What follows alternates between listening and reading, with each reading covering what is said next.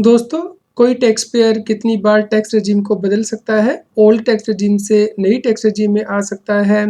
क्या इसे बदलने के लिए कोई पेनल्टी भी लगेगी? और कौन से टैक्स पेयर हैं जो टैक्स रेजिम को नहीं बदल सकते हैं? इसके लिए इनकम टैक्स डिपार्टमेंट के द्वारा नई गाइडलाइन जारी की गई हैं, जिसके बारे में कि इस वीडियो में डिस्कशन करेंगे। तो आप इस वीडियो को अंत तक ज़रूर देखें ताकि आप इनकम टैक्स की प्रोविज़न को समझ पाएँ। दोस्तों, इनकम टैक्स के रेगुलर अपडेट के लिए आप हमारे व्हाट्सएप चैनल को भी सब्सक्राइब कर लें। क्यूआर कोड आपकी स्क्रीन पे भी दिया गया है, कमेंट में पिन किया गया है, ताकि आपको इनकम टैक्स के रेगुलर अपडेट आपके मोबाइल पे ही मिलते रहें। रेगुलर अपडेट के लिए CS Satbir Singh YouTube channel subscribe कर लें और नोटिफिकेशन बेल भी प्रेस कर दें। दोस्तों, जैसा कि आप जानते हैं, इनकम टैक्स में 2 रेजीम है, एक है ओल्ड टैक्स रेजीम, एक है न्यू टैक्स रेजीम। दोस्तों, ओल्ड टैक्स रेजीम में आपको डिडक्शंस और एग्जम्पशन मिल जाती हैं, लेकिन वहाँ पे टैक्स रेट ज़्यादा होते हैं। और नई टैक्स रेजीम में आपको डिडक्शंस और एग्जम्पशन नॉर्मली नहीं मिलती हैं, लेकिन वहाँ पे टैक्स रेट कम है। तो यहाँ पे टैक्स पेयर को कन्फ्यूज़न थी कि यदि उन्होंने पिछले साल नई टैक्स रेजीम ऑप्ट कर ली है, क्या वो इस साल पुरानी टैक्स रेजीम को ऑप्ट कर सकते हैं? या फिर अगर लास्ट ईयर उन्होंने पुरानी रेजीम ऑप्ट की थी, क्या इस साल वो नई टैक्स रेजीम को ऑप्ट कर सकते हैं? इसी के लिए दोस्तों इनकम टैक्स डिपार्टमेंट के द्वारा नया ब्राउचर जारी किया गया है, ताकि टैक्स पेयर को क्लैरिटी दी जा सके। तो चलिए इस ब्राउचर को समझते हैं। दोस्तों, आप देख सकते हैं कि इस ब्राउचर को जनवरी 25 में जारी किया गया है इनकम टैक्स डिपार्टमेंट के द्वारा, और इस ब्राउचर में क्लैरिटी दी गई है कि आपको टैक्स रेजिम को कैसे स्विच करना है, कौन से व्यक्ति कर सकते हैं, किस डेट तक कर सकते हैं। तो चलिए इसके बारे में डिटेल में डिस्कशन करते हैं। दोस्तों, जैसा कि आप सभी लोग जानते हैं कि 2 टैक्स रेजीम है, एक है ओल्ड टैक्स रेजीम, एक है न्यू टैक्स रेजीम। और टैक्स पेयर के पास चॉइस है कि वह तो ओल्ड रेजीम में जा सकता है या फिर न्यू रेजीम में जा सकता है। लेकिन ये चॉइस स्पेसिफाइड टैक्स पेयर के पास ही रहेगी, हर व्यक्ति इस ऑप्शन को चूज़ नहीं कर सकता है।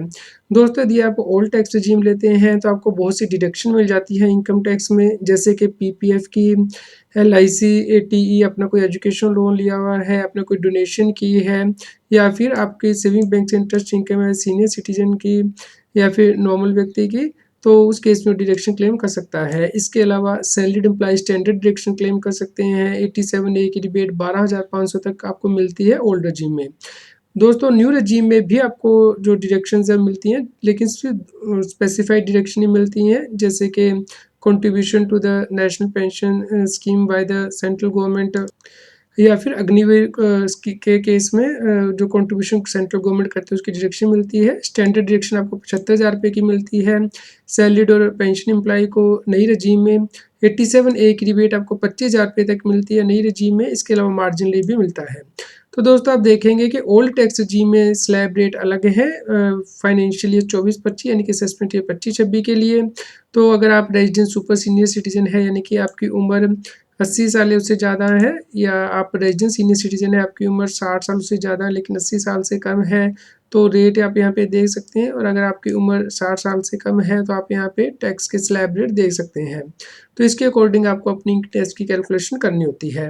लेकिन दोस्तों, अगर आप नई टैक्स रेजिम को ऑप्ट कर लेते हैं तो उस केस में फाइनेंशियल ईयर 24-25 यानी कि असेसमेंट ईयर 25-26 के लिए जो स्लैब रेट है वो आप यहाँ पे देख सकते हैं।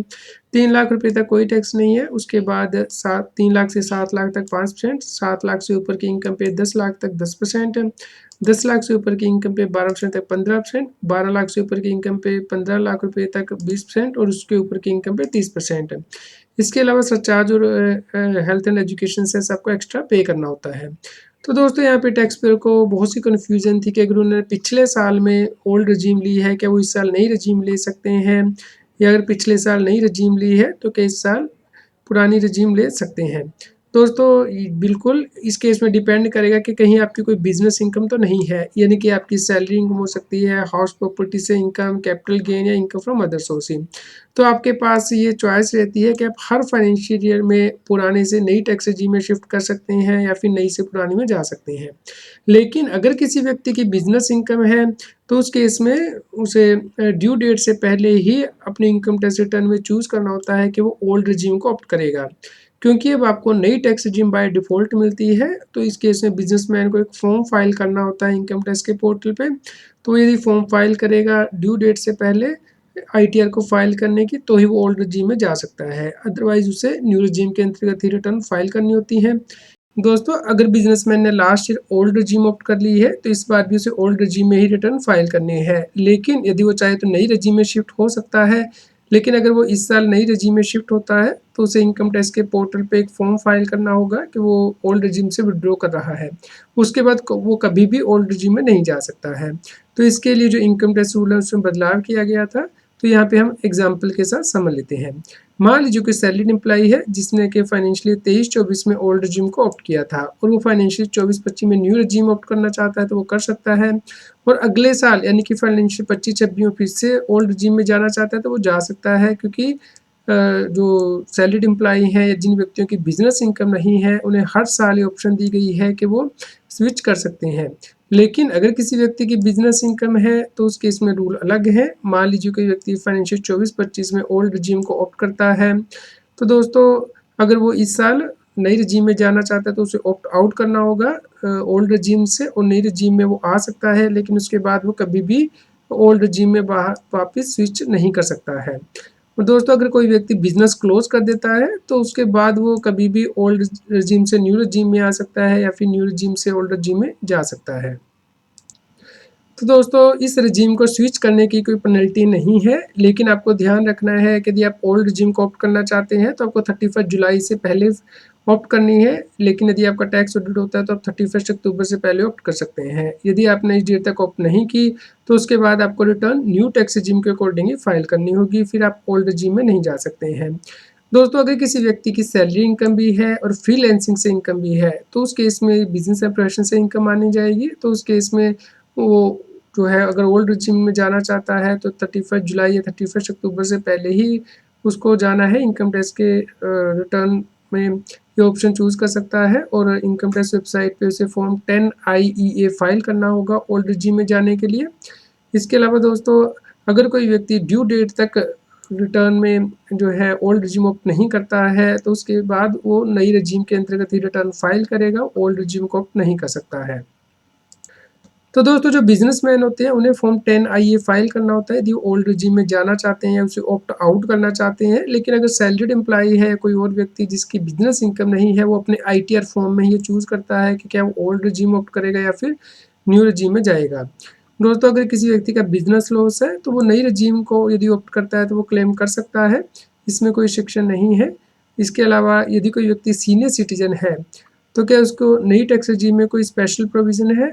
नहीं दोस्तों, नई टैक्स रजीम में जो स्लैब रेट है सभी लोगों के लिए सेम है, भले ही व्यक्ति सीनियर सिटीजन है, सुपर सीनियर सिटीजन है, तो इसके कोई चेंज नहीं है।